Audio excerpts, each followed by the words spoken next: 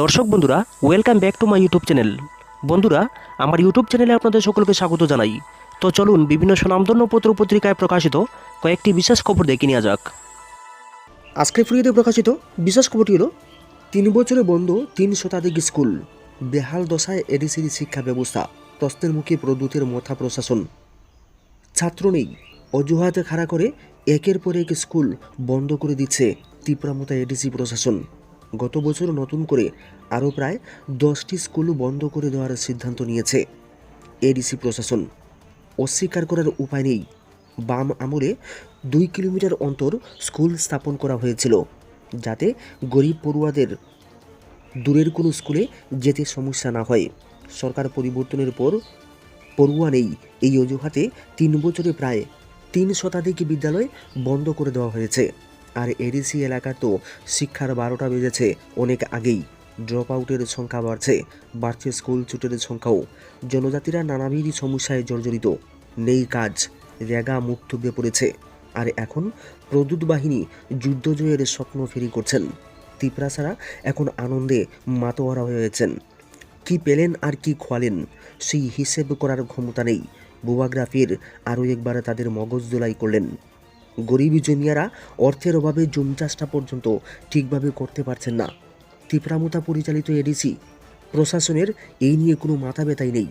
নির্বাহী সদস্যরা ব্যস্ত নতুন নতুন বাড়ি করতে, কেউ কেউ আবার দামি দামি গাড়ি কিনতেও কার্পণ্য করছেন না। থাক সেসব কথা, আসা যাক শিক্ষার প্রসঙ্গে। জানা গিয়েছে এডিসি এলাকার 25টি বিদ্যালয় পরিদর্শনের অধীনে নিম্ন বুনিয়াদী জেবি ও উচ্চ বুনিয়াদী এসবি সহ 1600-র বেশি স্কুল রয়েছে। 200-র বেশি স্কুলে রয়েছে একজন মাত্র শিক্ষক। এর মধ্যে জেবি স্কুল রয়েছে 188টি। ফলে স্বাভাবিকভাবেই পঠন পাঠন তলানিতে গিয়ে ঠেকেছে। একসময় প্রক্সি শিক্ষকের প্রচলন ছিল, এখনও যে নেই তা কিন্তু নয়, তবে সংখ্যাটা কম।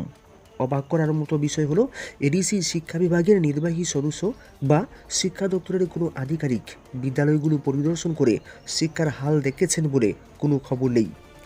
একজন শিক্ষক দ্বারা যেসব স্কুলের পঠন পাঠন চলছে সেইগুলো হলো ছৈলেংটা বিদ্যালয় পরিদর্শকের অধীনে রয়েছে 15টি স্কুল, মোহনবুগ 3টি, জম্পুইজলায় 5টি, খুমতুইয়াতে 23টি, অম্পিনগরে 6টি, রতনপুরে 15টি, মাছমারায় 4টি, দামচড়ায় 10টি, ছামনুতে 28টি, গঙ্গানগরে 23টি, রূপাইচরিতে 7টি, গন্ডা তুইসায় 30টি, কাঞ্চনপুরে 15টি এবং বীরচন্দ্র মনোবিদ্যালয় পরিদর্শকের অধীনে রয়েছে 4টি জেবি স্কুল।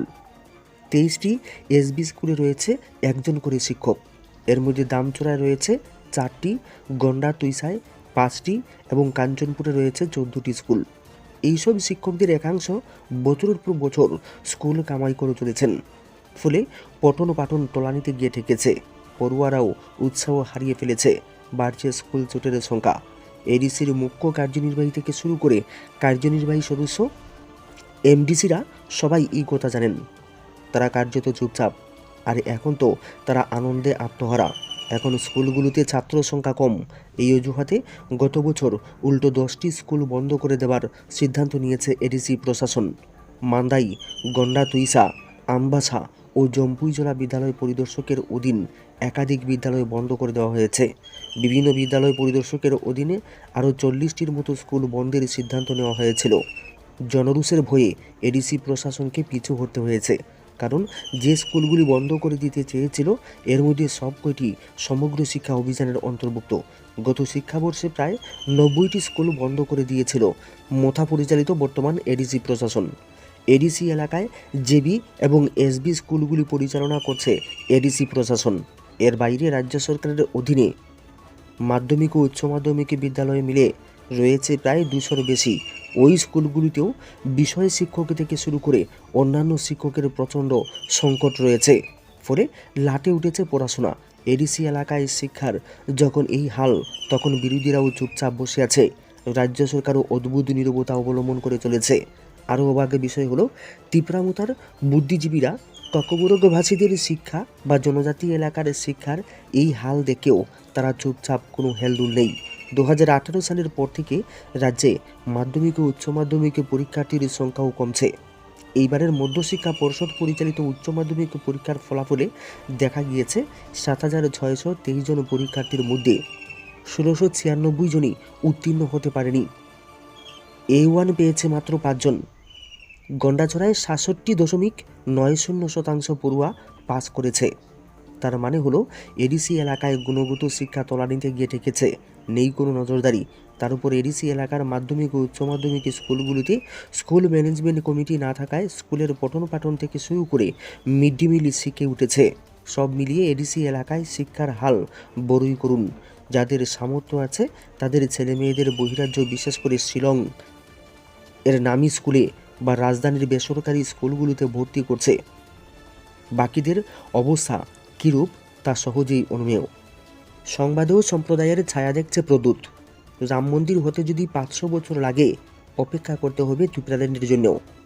23-এর বিধানসভা নির্বাচনের আগে ও তিপ্রাসাদের মন পেতে তৈরি করেছিলেন তিপ্রামতা দলের ও তিপ্রাসা সংগঠন সিটিজেন ফেডারেশন। তাপস দে, লক্ষ্মী নাগদের মতো পরিচিত রাজনৈতিক মুখগুলোকে ব্যবহার করেছেন। যদিও ভোট পরবর্তী সময়ে আর এই সংগঠনের নাম মুখ দিয়ে উচ্চারণ হয়নি তিপ্রামতা দলের সুপ্রিমো প্রদ্যুৎ বিক্রম মাণিক্য দেববর্মার। এই সংগঠন দলের কাছে ব্যর্থ, অপাঙ্ক্তেয় হয়ে পড়লেও নানান সময়ে তাপস দে, লক্ষ্মী নাগদের দেখা গিয়েছে তিপ্রামতা দলের কর্মসূচিতে অংশ নিতে। তিপ্রাসাদের সাংবিধানিক অধিকার সুনিশ্চিত করার ডাক দিয়ে বড়মুড়া পাহাড়ে করা আন্দোলনেও তাদের উপস্থিত থাকতে দেখা গিয়েছে। কেন্দ্র রাজ্য সরকারের সাথে ত্রিপাক্ষিক চুক্তির কাগজ নিয়ে রাজ্যে ফিরে তিপ্রাসাদের অধিকার আদায়ের ঐতিহাসিক সাফল্যের কথা বলা মঞ্চে দলের অতিপ্রাসা নেতা নেত্রীদের দেখা গেল। অথচ দলের সুপ্রিমো মননে ধারণ করে লালন করেন, পালন করেন সাম্প্রদায়িক ধ্যান ধারণা। মঙ্গলবার আসন্ন লোকসভা নির্বাচনে দলের ভূমিকা কী হবে এবং ত্রিপাক্ষিক চুক্তি আগামী দিনে কীভাবে বাস্তবায়িত হবে সেই বিষয়ে আলোচনা করতে দলের ব্লক থেকে ওয়ার্কিং কমিটির নেতৃত্ব বিধায়ক এমডিসিদের সাথে বৈঠক করেছেন প্রদ্যুৎ বিক্রম। আর সেই বৈঠক শুরুতে সংবাদ মাধ্যমের সাথে কথা বলতে গিয়ে তাদের আন্দোলন নিয়ে সংবাদ মাধ্যমের বিরুদ্ধে রীতিমতো তোপ দেগেছেন। ককবরক বাদে অন্যান্য সংবাদ মাধ্যমের বেশিরভাগের ভূমিকা নিয়ে তিনি সন্তুষ্ট নন বলেও জানিয়ে দিয়েছেন। উল্লেখ্য, এর আগে তার একটি সাংবাদিক সম্মেলনেও এক সাংবাদিককে তোপের মুখে পড়তে হয়েছিল। এ নিয়েও কম জলঘোলা হয়নি। সংবাদ মাধ্যম নিয়েও সাম্প্রদায়িক ছায়া নিয়ে কথা বলাতে প্রদ্যুতের ভূমিকা নিয়ে অবাক বনে গিয়েছেন রাজনৈতিক মহল। স্বাভাবিকভাবে রাজনৈতিক ও সমাজ সচেতন মহলের মনে প্রশ্ন উঠতে শুরু করেছে, কেন্দ্র রাজ্য সরকার মিলে এই দলের সাথে যে সমঝোতা করার চুক্তিপত্রে স্বাক্ষর করেছে, যদিও সমঝোতা সফল হয় তবে কি রাজ্যের বুকে সাম্প্রদায়িক সম্প্রীতি বজায় থাকবে আদৌ? গ্রেটার ত্রিপুরাল্যান্ড নিয়ে করা অপর এক প্রশ্নের জবাবে প্রদ্যুৎ বলেছেন, রাম মন্দির হতে 500 বছর সময় লেগেছে। বিজেপি কিন্তু দাবি থেকে সরে আসেনি। তারাও অপেক্ষা করবে গ্রেটার ত্রিপুরাল্যান্ডের জন্য। তারাও তাদের দাবি থেকে সরবে না। এই দিনের বৈঠকে তাদের আন্দোলনকে আরও কীভাবে শক্তিশালী করা যায় এই নিয়েও আলোচনা হয়েছে বলে সামাজিক বার্তায় উল্লেখ করেছেন প্রদ্যুৎ। সাংবাদিক সম্মেলনে অকপট বিপ্লব, যোগ্যতার সঙ্গে রাজ্য চালাচ্ছেন মুখ্যমন্ত্রী, ভুল ত্রুটি ক্ষমা করে আমাকেও সুযোগ দিলেন প্রধানমন্ত্রী। ক্ষমতায় থাকা সত্ত্বেও কমিউনিস্টদের একটা বড় অংশ বিজেপিকে ভোট দিয়েছিল, যার ফলে 2018 সালে ত্রিপুরায় বিজেপি ক্ষমতায় এসেছে।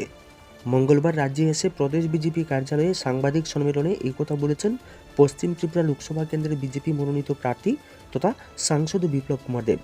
পূর্ব ঘোষণা মতো মঙ্গলবার ত্রিপুরায় পা রাখলেন প্রাক্তন মুখ্যমন্ত্রী তথা বর্তমান রাজ্যসভার সাংসদ এবং বিজেপি লোকসভার পশ্চিম আসনের প্রার্থী বিপ্লব কুমার দেব। এদিন আগরতলা বিমানবন্দরে নামতেই বিজেপি দলের কর্মী সমর্থকদের উচ্ছ্বাসে ভাসলেন তিনি। আগরতলা বিমানবন্দর থেকে বাইকে র্যালি করে তাকে নিয়ে আসা হয়েছে প্রদেশ বিজেপি কার্যালয়ে।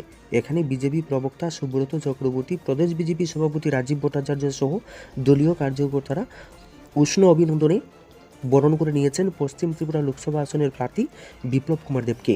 পরে এক সাংবাদিক বৈঠক অনুষ্ঠিত হয়েছে। এই দিনের এই বৈঠকে পশ্চিম ত্রিপুরা লোকসভা আসনের প্রার্থী বিপ্লব কুমার দেব অকপটে স্বীকার করেছেন, রাজ্যের মুখ্যমন্ত্রী থাকাকালীন সময়ে তিনি অনেক ভুল ভ্রান্তি করেছেন। এইসব ভুল ভ্রান্তি প্রধানমন্ত্রী নরেন্দ্র মোদী ক্ষমাসুন্দর দৃষ্টিতে দেখেছেন, আর তার জন্যই প্রধানমন্ত্রী নরেন্দ্র মোদী তাকে দ্বিতীয়বার সুযোগ দিয়েছেন লোকসভা নির্বাচনে জয়লাভ করে সংসদে গিয়ে ত্রিপুরাবাসীর সমস্যা নিয়ে কথা বলতে।